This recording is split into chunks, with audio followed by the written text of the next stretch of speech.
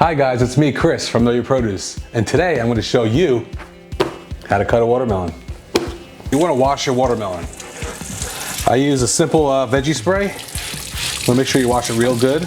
Couple sprays, wash it all around. Remember, these things grow on the ground, so they're in contact with a lot of dirt and different handling. So make sure we get it nice and clean. It's very important to wash your produce and give it a rinse. There we go. First, we're going to cut off the ends of the watermelon. I'm going to cut off one side, and then I'm going to rotate the watermelon and cut off the other side. Then we're going to stand up the watermelon so it has a nice sturdy base. So you're going to start on one side of the watermelon and start slicing off the rind. You don't want to take off too much of the watermelon, so you want to go nice and thin.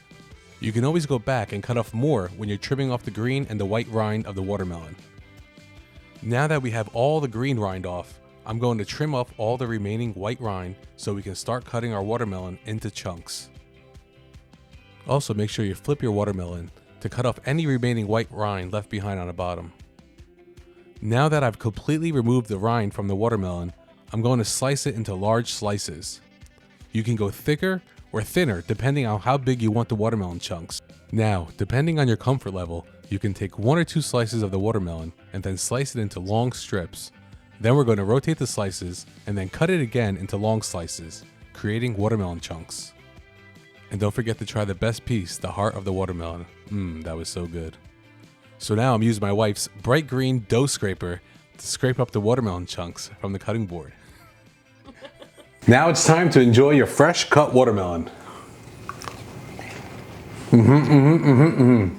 That's great, guys. We hope you guys enjoyed this video. We'll see you soon with another tip or recipe. Bye, guys.